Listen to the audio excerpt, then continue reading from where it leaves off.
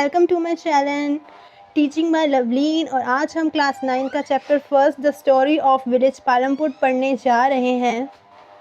So guys, जिसको भी ये चैप्टर इंटरेस्टिंग नहीं लगता या जिसको समझ नहीं आ रही, ये वीडियो देखने के बाद आपको ये एक चैप्टर इंटरेस्टिंग भी लगेगा और आपको अच्छे से समझ भी आएगा। सो शुरू करने से पहले आप मेरे चैनल को सब्सक्राइब और लाइक का बटन दबा दीजिए। चलिए गाइस, अब शुरू करते हैं अपना चैप्टर इंट्रोडक्शन से। इसमें बताया जा रहा है कि जो पालमपुर है वो अपने नियरेस्ट टाउन और विलेज से बहुत अच्छी तरह कनेक्टेड है, और जो रायगंज है वो पालमपुर से 3 किलोमीटर दूर है, और जौन सी वेदर रोड्स हैं वो रायगंज से कनेक्टेड हैं और कुछ स्मॉल टाउन जैसे शाहपुर से भी कनेक्टेड हैं। इसमें वेदर रोड का मतलब है कि जो रोड पक्की बनी हो, और जौन सी वेदर रोड है उस पर हमें बहुत तरह के ट्रांसपोर्ट भी देखने को मिलते हैं, जैसे कि bullock carts, tonga, buggies, loaded with jaggery मतलब कि जो गुड़ से भरे हुए ट्रक हैं वो भी हमें विलेजेस में देखने को मिलते हैं। आई एम श्योर आप जब विलेज गए होंगे तो आपने भी देखे होंगे। एंड मोटरसाइकिल्स भी देखने को मिलती हैं, जीप, ट्रैक्टर, ट्रक्स। और नेक्स्ट पैराग्राफ में बताया है कि जो पालमपुर है वहाँ 450 फैमिलीज़ रहती हैं, जिसमें से 80 अपर क्लास फैमिलीज़ हैं और उनके घर लार्ज एंड मेड ब्रिक्स से बने हुए हैं, ब्रिक्स और सीमेंट से बने हुए हैं। और वहाँ एक और फैमिली रहती है जो कि है एससीज यानी कि दलित यानी कि जो उनसे अपर क्लास से नीचे की कास्ट जो उनसी होती है उन्हें हम कहते हैं दलित। और उनके पास सिर्फ उस विलेज का 1/3 ही हिस्सा है, बाकी सब अपर क्लास के पास ही है। और जो दलित्स हैं वो विलेज के कॉर्नर में रहते हैं और उनके घर बहुत ही छोटे होते हैं और वो सीमेंट वगैरह किसी से नहीं बने होते, वो एक मड और स्ट्रॉ से बने होते हैं। मड का मतलब कि जो कीचड़ वगैरह होता है उससे, और स्ट्रॉ यानी कि जो घास के भूसे वगैरह होते हैं उनसे वो अपना घर बनाते हैं। उनके घर पक्के नहीं होते। पालमपुर में जो इलेक्ट्रिक कनेक्शन है वो बहुत ही अच्छे हैं, और जो ट्यूबवेल्स हैं जो फील्ड्स में लगे होते हैं ट्यूबवेल्स, वो भी बिजनेस के काम में यूज़ आते हैं।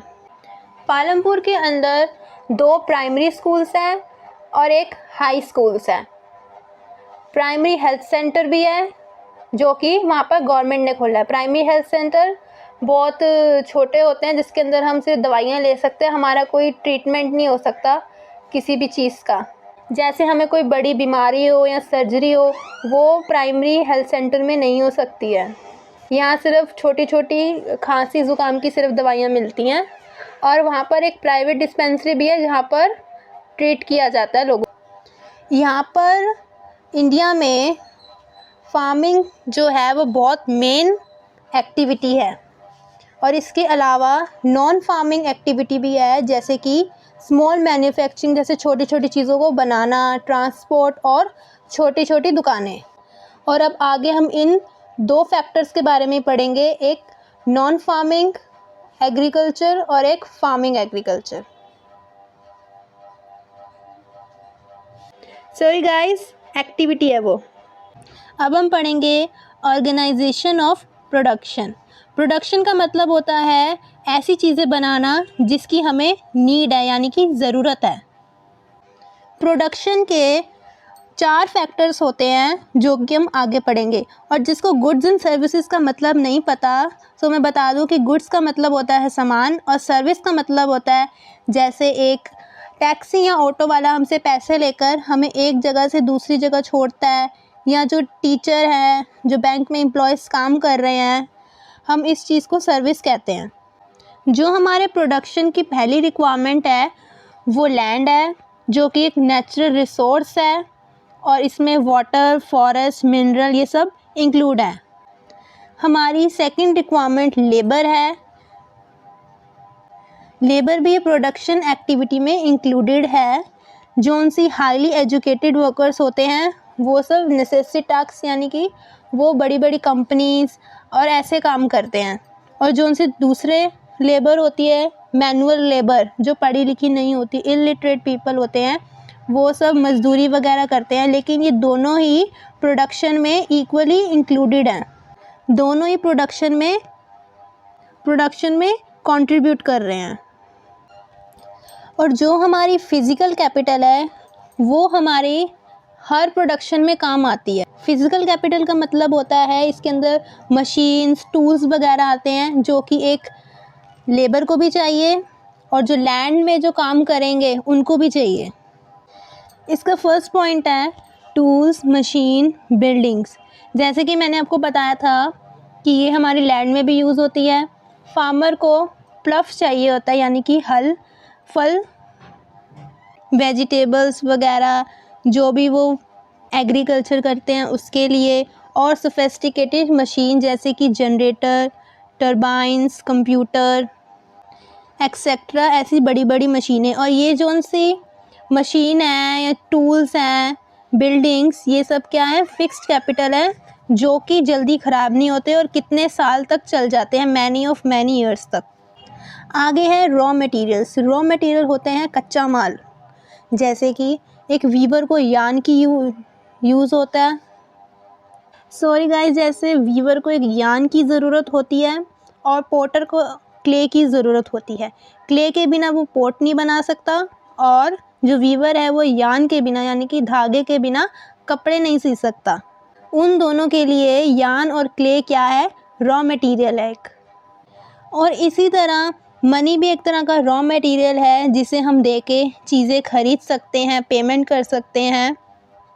और इसलिए raw material and money in hand capital, working capital है, और जो टूल, मशीन एंड बिल्डिंग्स है वो प्रोडक्शन में यूज़ होती है।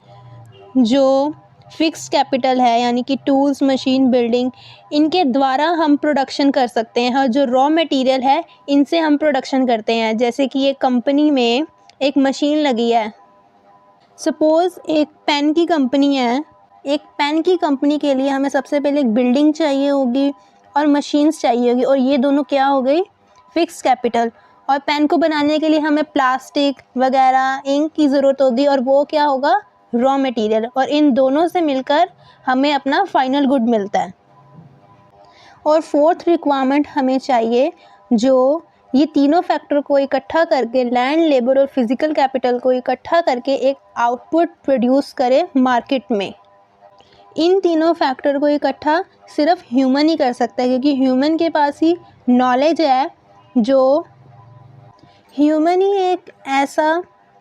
एक फैक्टर है जो लोगों की नीड्स को फुलफ़िल कर सकता है। जो एक प्रोडक्शन है वो combine land, labour, physical capital and human capital से ही होती है। इन 4 फैक्टर से ही हमारी प्रोडक्शन कंप्लीट होती है। और इन 4 फैक्टर्स को हम फैक्टर ऑफ प्रोडक्शन का नाम देते हैं।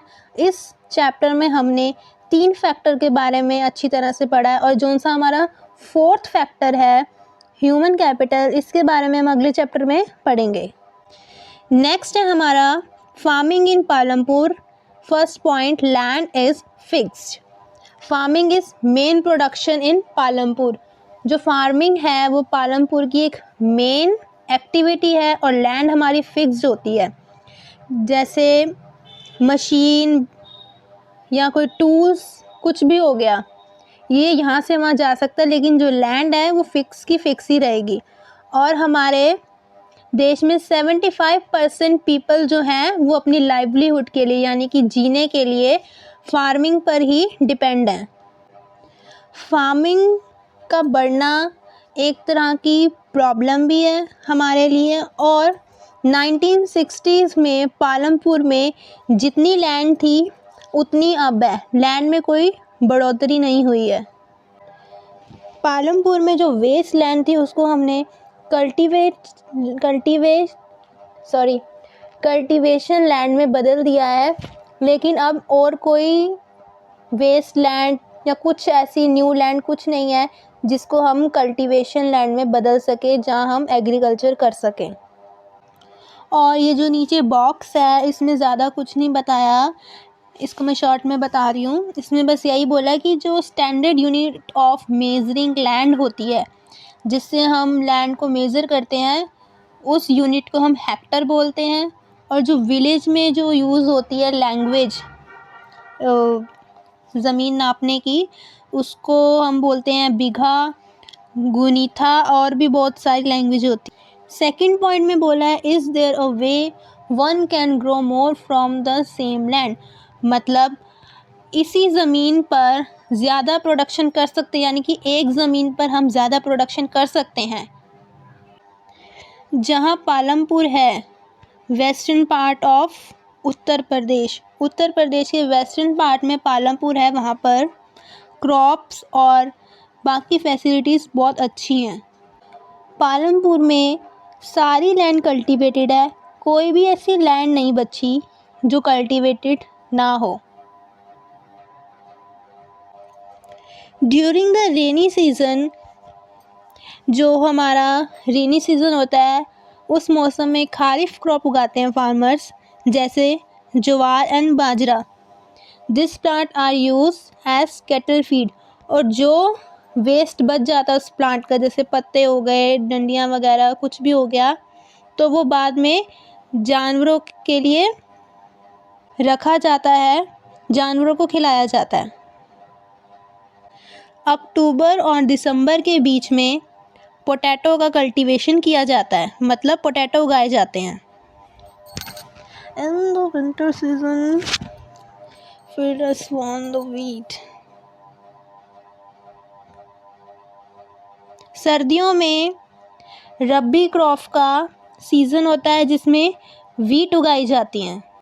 जो वीट प्रोडक्शन है वो इतनी हो जाती है कि जो फार्मर है वो अपनी फैमिली के कंजप्शन के लिए भी बचा के रख सकता है और ज़्यादा अमाउंट मार्केट में भी बेच सकता है। और एक लैंड में शुगर कैन की खेती करते हैं, क्योंकि जो शुगर कैन है वो साल में सिर्फ एक बार ही उगता है। जो शुगर कैन है वो जैगरी के लिए एक रॉ मटेरियल है, यानी कि गुड़ बनाने के लिए जो शुगर है वो कच्चा माल है, जो कि शाहपुर में बेचा जाता है काफ़ी। जो पालमपुर का इरिगेशन सिस्टम है वो बहुत अच्छा है, और यही कारण है कि जो फार्मर्स हैं वो 3 डिफरेंट क्रॉप्स उगाते हैं, वो भी एक साल में। पहले के ज़माने से जो इरिगेशन का सिस्टम है वो बहुत अच्छा किया गया है। पहले के ज़माने में पर्शियन व्हील का यूज़ किया जाता था फार्मर्स के द्वारा, जो कि छोटी छोटी फील्ड्स तक ही पानी पहुंचा पाते थे। पर्शियन व्हील कुछ इस तरह का होता था, जैसे कि ये पिक्चर मैंने बनाई है कि ये गोल गोल सा होता था, इसके आसपास बहुत सारी बाल्टियाँ लगी होती थी जिनके अंदर पानी भरा जाता था, और जैसे ये घूमता था वो बाल्टी से पानी दूर दूर तक फेंका जाता था, तो ये ज़्यादा दूर तक नहीं जा पाता था, तो ये छोटी छोटी फील्ड्स तक ही रहता था, मतलब पास पास ही रहता था। जैसे कि अब ट्यूबवेल्स लगे हैं जो मोटर से चलते हैं और वो बहुत दूर तक पानी फेंक पाते हैं, और जो फील्ड का जो सा बड़ा बड़ा एरिया है दूर दूर तक का एरिया कवर हो जाता है। जैसा कि मैंने बताया था, जो पहला ट्यूबवेल है जो कि मोटर से चलता है, पहला ट्यूबवेल पालमपुर में गवर्नमेंट ने लगाया था, और उसको देखते ही धीरे धीरे सब फार्मर्स ने अपने फार्म में अपना प्राइवेट ट्यूबवेल लगाना शुरू कर दिया, जो कि मिड 1970s तक लगाया गया था। और जो ये ट्यूबवेल है वो 2 हेक्टर तक जो ज़मीन है उसको कल्टीवेटेड करता है, इरिगेटेड करता है। हमारी इंडिया में ज़्यादातर जो उनसे स्टेट्स हैं वो इरिगेशन फैसिलिटी में अच्छे नहीं हैं। जोन से हमारे स्टेट्स हैं वो रिवर प्लेन्स या कोस्टल रीजन के पास हैं, वहाँ पर इरिगेशन की फैसिलिटी बहुत अच्छी है। पर जोन से हमारे डेक्कन प्लेटू के पास हैं स्टेट, वहाँ पर इरिगेशन की फैसिलिटी अच्छी नहीं है। हमारी कंट्री में 40% से भी कम ऐसे स्टेट हैं जहाँ पर इरिगेशन फैसिलिटी अच्छी है। सिर्फ कुछ ही स्टेट में अच्छी है, जो 40% से आगे है, मतलब कि 40% के बाद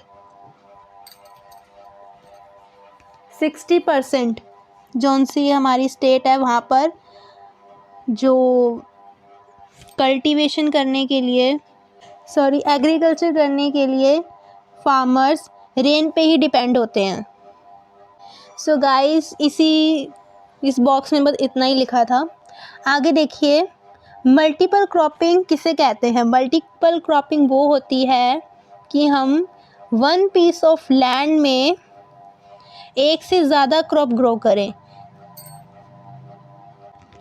जैसे देखिए यहाँ पर मैंने एक फील्ड बनाई है और वहाँ का एक छोटा सा हिस्सा लिया मैंने, वन पीस ऑफ लैंड, यानी कि सारा एग्रीकल्चर कल्टीवेटेड लैंड है, एक फार्म है जिसके अंदर मैंने एक छोटा सा पार्ट लिया और इसके अंदर हम बहुत सारी मल्टीपल क्रॉपिंग कर सकते हैं। जैसे कि हम इस साइड पे पोटैटो की कर सकते हैं, इस साइड पे राइस की कर सकते हैं और इस साइड हम शुगर कैन की कर सकते हैं। ऐसे करके हम अलग अलग पार्ट पे हम बहुत सारी क्रॉप उगा सकते हैं एक साथ। जो फार्मर्स हैं वो एटलीस्ट 2 क्रॉप तो उगाते ही हैं वन पीस ऑफ लैंड में, और जो उनकी तीसरी क्रॉप वो पोटैटो ही उगाते हैं। ये उन्होंने 15 साल में सीखा है, 19-20 सालों में उन्होंने सीखा है कि कोई भी 2 क्रॉप उगाएंगे, लेकिन जो थर्ड क्रॉप होएगी वो पोटैटो की ही होगी। इस चैट में हमारे पास कल्टीवेटेड एरिया का डाटा है 1950 से लेके 2011 तक का। इसमें हमें क्वेश्चन पूछा गया है, is it important to increase the area under irrigation why. मतलब एक एरिया के अंदर इरिगेशन को इंक्रीज़ करना क्या ज़रूरी है और क्यों। एक तरफ तो ये है कि हम अपनी प्रोडक्शन बढ़ाने के लिए क्रॉप्स की हम वन पीस ऑफ लैंड में मल्टीपल क्रॉपिंग कर रहे हैं, और दूसरी तरफ ये है modern farming methods. Modern farming methods यानी कि HYV seeds, high yielding varieties. HYV seeds के बारे में हम आगे पढ़ेंगे। Yield is measured as crop production on a given piece of land during a single season. Yield का मतलब होता है कि एक सिंगल सीज़न में एक वन पीस ऑफ लैंड में कितनी प्रोडक्शन हुई है। मिड 90s में यानी कि 1960s में जब लोग ट्रेडिशनल मेथड का यूज़ करते थे तब प्रोडक्शन बहुत कम आती थी।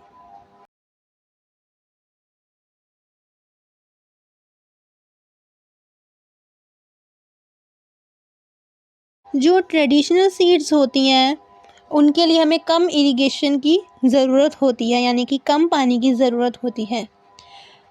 फार्मर्स ट्रेडिशनल फार्मिंग में यूज़ करते थे काऊ डंग, नेचुरल मैन्योर्स और नेचुरल फर्टिलाइज़र्स यूज़ करते थे। जो फार्मर्स HYV सीड्स नहीं ख़रीद पाते थे क्योंकि वो बहुत एक्सपेंसिव होती थी उस ज़माने में, तो वो ट्रेडिशनल फार्मिंग का ही यूज़ करते थे। नेचुरल फर्टिलाइज़र्स में काऊ डंग या जो उनसे हमारी वेजिटेबल फ्रूट्स वगैरह के जो उनका वेस्ट होता है वो, और पेस्टिसाइड्स में हमारे नेचुरल में जो स्नेक का जहर होता है, सांप का जहर होता है, उससे पहले के ज़माने में लोग अपने प्लांट्स में जो कीड़े लग जाते थे उनके पेड़ पौधों पे, उनको बचाने के लिए कि वो उसका सांप का जहर उस पर छिड़कते थे, जिससे उनकी फसलों में कीड़े ना लगे और वो ख़राब ना हो। जब शुरू में 1960s में ग्रीन रेवोल्यूशन इंडिया में आया था तो फार्मर्स ने सबसे पहले वीट और राइस को ही उगाया था सबसे ज़्यादा। उन्होंने देखा कि पहले के मुताबिक यानी कि ट्रेडिशनल मेथड के मुताबिक जो उनकी HYV सीड्स हैं उन्होंने फार्मिंग की, उसमें उनको ज़्यादा प्रोडक्शन मिली। एक प्लांट में कितने सारे ग्रेन्स लग गए थे जिसकी वजह से उनकी मल्टीपल क्रॉपिंग हो रही थी। जैसे गाइस देखिए, ट्रेडिशनल मेथड में जब वो वीट का पौधा उगाते थे तो उनके यहाँ 2 ही ग्रेन्स लगते थे या 4 लगते थे। पर जब उन्होंने HYV सीड्स की सीड डालकर क्रॉपिंग की तो उनके 4 की जगह 6 या 8 ऐसे ग्रेन्स लगे, तो उनको HYV सीड से ज़्यादा प्रॉफिट हो रहा था। लार्ज क्वांटिटी में ग्रेन उगाने के लिए उनको एक पीस ऑफ लैंड में HYV सीड्स के साथ ज़्यादा अमाउंट में वाटर यानी कि इरिगेशन की ज़रूरत पड़ती थी। ज़्यादा अमाउंट में वो सॉइल में केमिकल, पेस्टिसाइड्स वगैरह डालते थे जिससे अच्छा रिज़ल्ट आए। अच्छी फार्मिंग के लिए HYV सीड्स, इरिगेशन और केमिकल फर्टिलाइज़र, पेस्टिसाइड्स इन सब का होना ज़रूरी था, तभी एक अच्छी क्रॉप उग पाएगी। सबसे पहले इंडिया में जो मॉडर्न फार्मिंग मेथड कहाँ पे आया था? पंजाब, हरियाणा और वेस्टर्न उत्तर प्रदेश में। यहाँ पर सबसे पहले HYV सीड्स आए थे और यहाँ के लोगों ने अपने फार्म में ट्यूबवेल्स और HYV seeds, chemical fertiliser, pesticide इन सब का इंतज़ाम कर लिया था अच्छी तरह से। इन सब के साथ उन्होंने मशीनरी का भी अरेंजमेंट कर लिया था। ट्रैक्टर, थ्रेशर, प्लाफिंग, हार्वेस्टिंग फास्टर, ये सब होते हैं एग्रीकल्चर एरिया में यूज़ होने वाली मशीन्स हैं। इन सब का भी उन्होंने इंतज़ाम कर लिया था जिससे जो वो ग्रेन्स क्रॉप उगाएं उसका रिज़ल्ट अच्छा आए। पालमपुर में जब उन्होंने वीट उगाई, जब उन्होंने कंपैरिजन किया ट्रेडिशनल और मॉडर्न फार्मिंग का, तब उन्होंने देखा कि जब वो ट्रेडिशनल फार्मिंग करते थे तब वो सिर्फ 1300 kg पर हेक्टर ही उगा पाते थे, पर जब उन्होंने HYV सीड से फार्मिंग की तब 3200 kg पर हेक्टर उन्होंने क्रॉप उगाई। इन दोनों में बहुत बड़ा डिफरेंस था और जो HYV सीड से उन्होंने ज़्यादा प्रोडक्शन की। ज़्यादा प्रोडक्शन करने से जो फार्मर है वो सरप्लस यानी कि ज़्यादा अमाउंट में वीट, राइस उगा पाता था और सरप्लस अमाउंट में ही मार्केट में बेच पाता था जिससे उसको प्रॉफिट होता था। इस चार्ट में हमें दिखाया गया है production of pulses and wheat. यहाँ पर हमारे पास एक साइड पल्सेस का डाटा है और एक साइड वीट का। मॉडर्न फार्मिंग मेथड के लिए एक फार्मर को कैश की यानी कि पैसों की बहुत ज़रूरत होती है जो कि एक स्मॉल फार्मर नहीं कर सकता। जो बिग फार्मर होते हैं वो तो अफोर्ड कर सकते हैं इजीली मॉडर्न फार्मिंग मेथड को HYV सीड्स पर, जो उनसे स्मॉल फार्मर्स होते हैं वो ये अफोर्ड नहीं कर सकते हैं। विल द लैंड सस्टेन, क्या हमें लैंड को सस्टेन रखना चाहिए, यानी हमें लैंड को बचा कर रखना चाहिए, उसे सुरक्षित रखना चाहिए। लैंड हमारा नेचुरल रिसोर्स है और ये बहुत इम्पॉर्टेंट है, इसलिए हमें इसे केयरफुली यूज़ करना चाहिए। एक साइंटिफिक रिपोर्ट के मुताबिक हमने मॉडर्न फार्मिंग मेथड को बहुत ओवर यूज़ किया, यानी कि लैंड को हमने बहुत ओवर यूज़ किया है जिससे जो लैंड की सॉइल फर्टिलिटी थी वो लूज़ हो गई है। कॉन्टीन्यूस ग्राउंड वाटर और ट्यूबवेल को यूज़ करने से जो हमारा ग्राउंड वाटर है वो कम हो गया है, मतलब वाटर टेबल जो हमारा है वो कम हो गया है। इतना वाटर ग्राउंड वाटर यूज़ करने से इरिगेशन में और जो हमारी सॉइल की फर्टिलिटी है वो भी लूज़ हो गई है ज़्यादा केमिकल यूज़ करने से, क्योंकि जो वाटर टेबल है, जो ग्राउंड वाटर है और जो सॉइल की फर्टिलिटी है, इसको दोबारा बनने में बहुत साल लग जाते हैं, जिसे हम कॉन्टीन्यूसली यूज़ करके वेस्ट कर रहे हैं और इस चीज़ को बनने में बहुत मैनी ईयर्स लगते हैं, जिसे हम यूं ही वेस्ट कर रहे हैं। इसलिए हमें ऐसे डिस्ट्रॉय नहीं करना चाहिए अपने इन्वायरमेंट को, हमें इसे बचा के रखना चाहिए क्योंकि हमने फ्यूचर में भी एग्रीकल्चर करना है। जो HYV सीड प्रोडक्ट्स और केमिकल पेस्टिसाइड्स इसका हम यूज़ कर रहे हैं वो soil, ground water, rivers, lakes इन सब को डिस्ट्रॉय कर रहा है, जो कि लेक्स रिवर में मिलकर पानी को पॉल्यूटेड करती है।